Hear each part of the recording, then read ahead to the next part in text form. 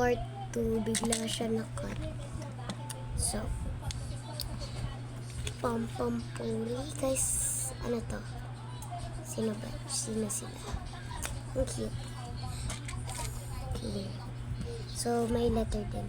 Thank you for buying. So, dito ko na nalagay ang mga letter. Gawin muna natin. Tanggalin muna natin yung green. Talo. Tinanggal ko yung green. Bukas na natin. Oh my gosh. Cute. Beads siya. Beads. Cute na beads. Nahulog.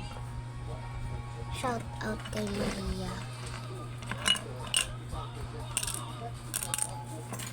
Monopoly. Wait lang. Next week.